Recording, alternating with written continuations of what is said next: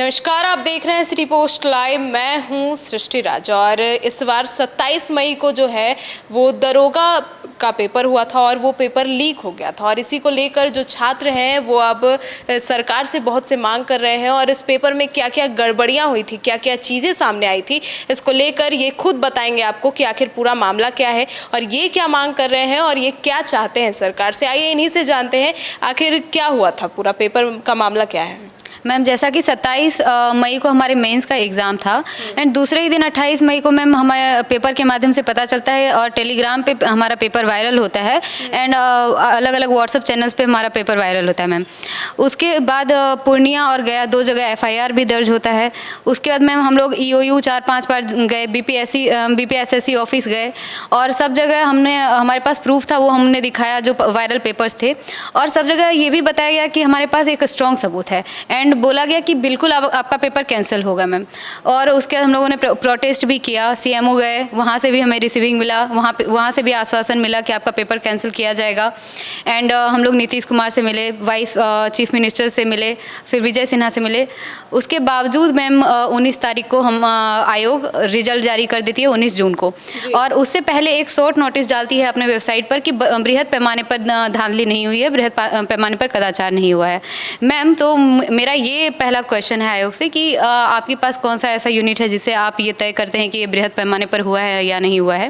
और पहले आप EOU के द्वारा बोला जाता है वहाँ के अधिकारियों के द्वारा कि हमारे पास पुख्ता सबूत है। उसके बाद जब रिजल्ट जारी कर देती है तो वो हमें बोलते हैं आफ्टर रिजल्ट मिलने के बाद कि आपके पास जो सबूत है वो पर्याप्त नहीं, और आयोग बोल दी है छोटे पैमाने पर तो उसे वो मान लेती है मैम। उसके बाद हम लोग हार के फिर कोर्ट गए एंड कोर्ट में भी हमारे वकील ने हमारे पॉइंट को रखा। दोनों जगह जो केस हुआ था मैम, वहाँ पे पूर्णिया का ये मामला था कि पूर्णिया से ही 2 पेपर वायरल हुए हैं और वहाँ पे एक दिनेश नाम के आरोपी पकड़े गए हैं और उनका बयान पूर्णिया वाले केस में दर्ज है। वो बोल रहे हैं कि हम अगले वर्ष हमारे भतीजे का एग्ज़ाम होने वाला था जिसके लिए वो भेजें, तो क्या क्वेश्चन बैंक मार्केट में अवेलेबल नहीं है? और अगर वो भेजें तो 2 क्वेश्चन पेपर क्यों भेजें, क्योंकि सब में तो सेम नंबर ऑफ क्वेश्चन है। और फिर मैं गया की बात करूं तो वहाँ पे भी 18 लोग एक व्हाट्सएप चैनल बना के और वॉकी टॉकी के माध्यम से पेपर सॉल्व कर रहे हैं। हमारे एग्ज़ाम का टाइम था मैम मेंस का 2:30 से 4:30 बजे तक और 3:10 में वहाँ गया में FIR किया जाता है और वहाँ पे रिपोर्ट दी जाती है कि कुछ वॉकी टॉकी के माध्यम से पेपर सॉल्व करा रहे हैं। इससे आशंका ये होती है मैम कि कोई अंदर इलेक्ट्रॉनिक गैजेट लेके गया था जो कि यहाँ से क्वेश्चन का आंसर बताया जा रहा था और वहाँ पे वो लोग लिख रहे थे मैम।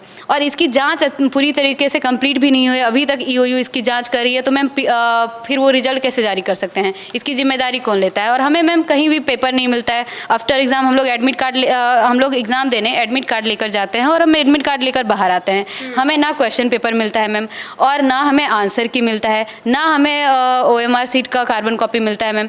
तो ना उसके बावजूद हर एक क्वेश्चन वायरल हो जा रहा है आफ्टर एग्ज़ाम। तो इसकी जिम्मेदारी आयोग को लेनी पड़ेगी मैम।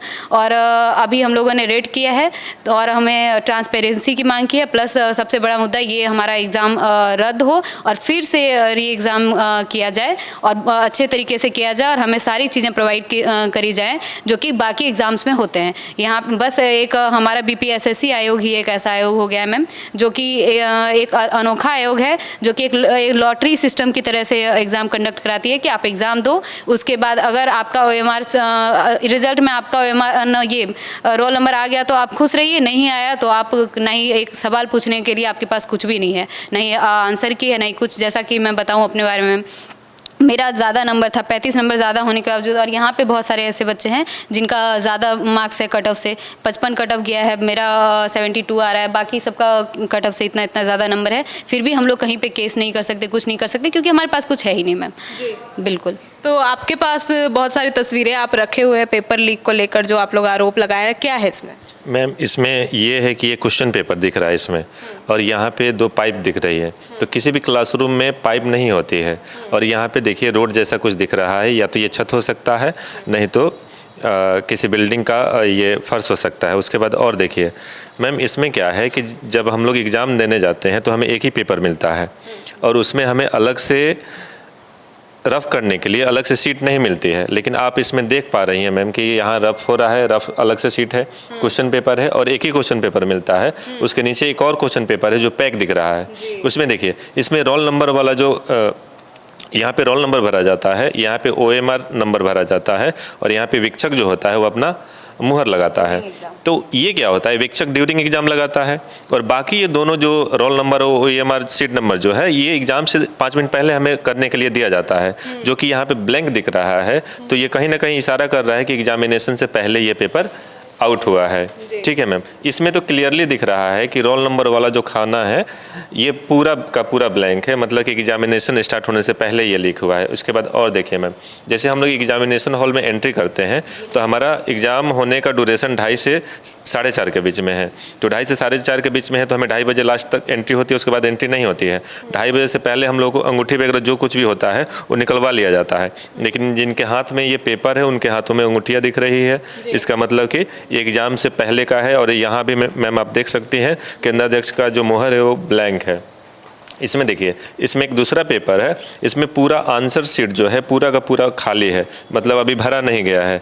और यहाँ पे देखिए फिर से रफ शीट जो है वो आपको खाली दिख रहा है। एक और बात है मैम कि दरोगा का जो पेपर होता है वो हमेशा मेंस का पेपर हमें आउट दिखता है और उसमें वही पेपर दिखता है जिससे मेरिट बनती है। जैसे इसमें मेंस में 2 पेपर होता है, एक हिंदी का होता है और एक GS का होता है।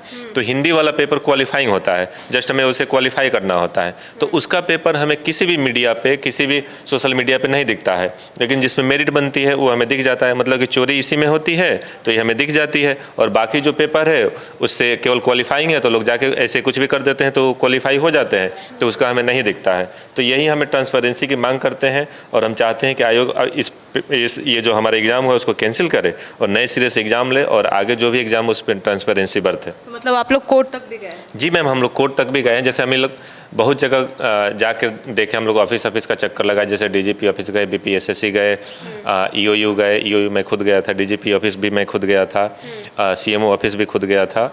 तो यहाँ जाने के बाद हमें आश्वासन मिला और कुछ जो उसमें ईमानदार ऑफिसर है उन्होंने यही हमें सलाह दी कि ये जो प्रोसेस है, ठीक है आप लोग कार्यपालिका में आ रहे हैं, अच्छी बात है, लेकिन ये थोड़ा स्लो चलता है, तो आप लोग कोर्ट में जाके रीट भी दायर कर दीजिए। तो हम लोग उनकी सलाह को मानते हुए हमने रीट दायर किया।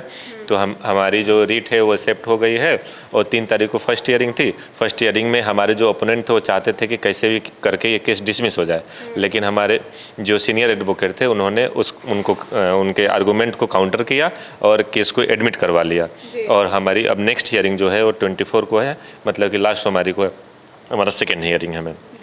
तो अभी आप लोग जो है आंदोलन भी करने वाले हैं, अभी कंटिन्यू आप लोग कर रहे हैं प्रोटेस्ट? हाँ जी मैम, प्रोटेस्ट हम लोग कर रहे हैं और हम लोग एक तरीके से सरकार से भी और आयोग से भी शुरू से, मतलब जब से एग्ज़ाम हुआ तब से आग्रह भी कर रहे हैं। अगर आग्रह हमारा नहीं सुना जाएगा तो फिर हम लोग प्रोटेस्ट करेंगे ही, दूसरा कोई हमारे पास ऑप्शन है ही नहीं। और इसके अलावा हम लोग तो कोर्ट के परिसर में, हम लोग कोर्ट के समक्ष तो गए ही हैं, तो हमारा यही है जी।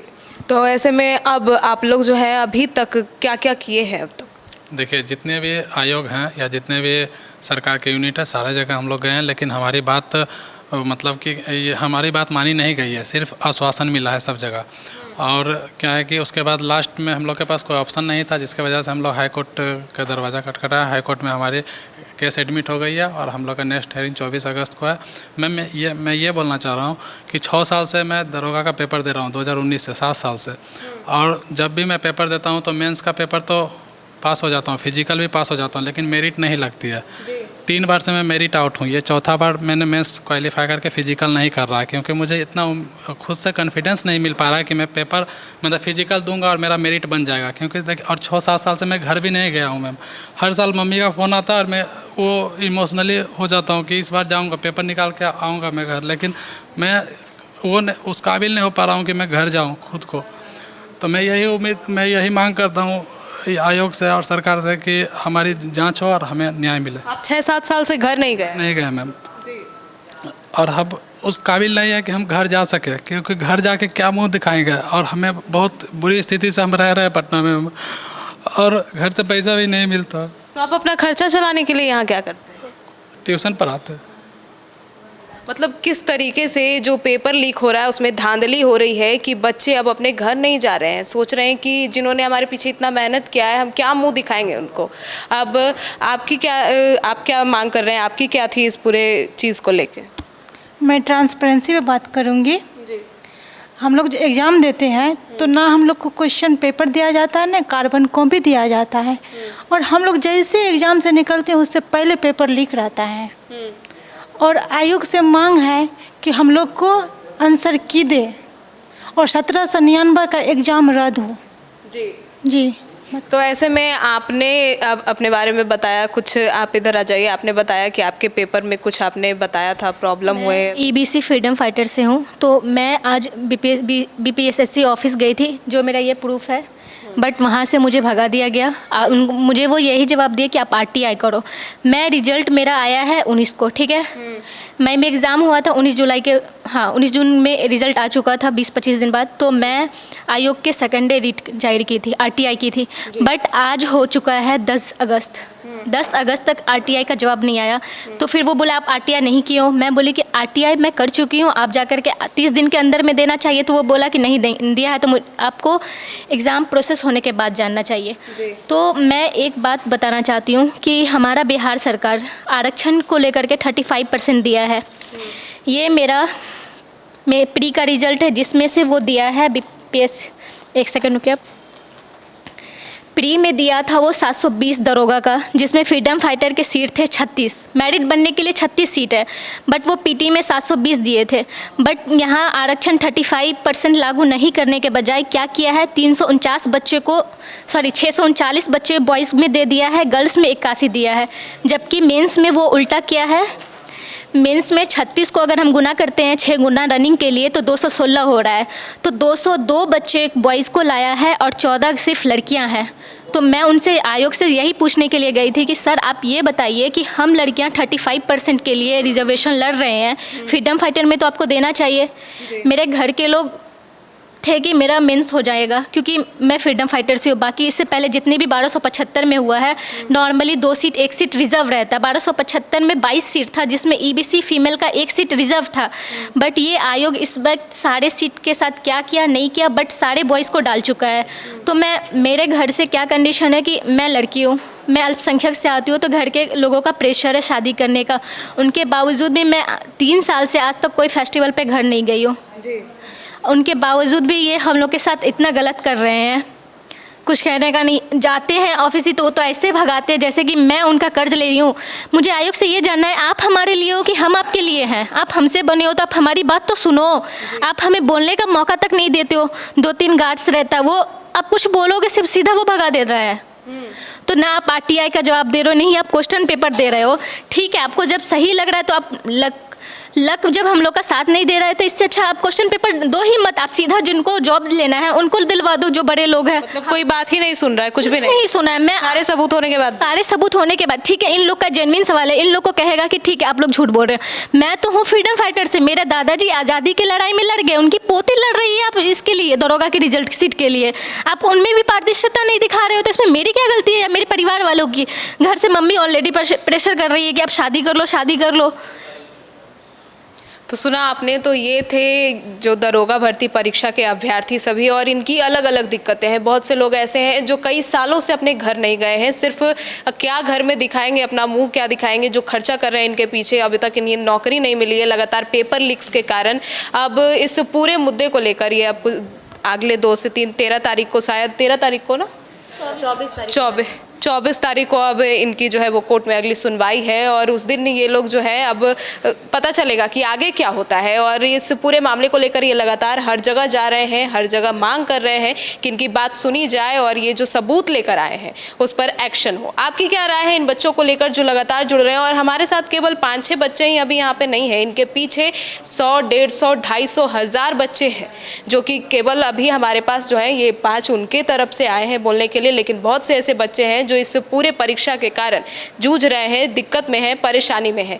आपकी क्या राय है ज़रूर बताइएगा, और इन बच्चों की मांग को लेकर आप क्या मांग करते हैं सरकार से बताना बिल्कुल ना भूलें। धन्यवाद।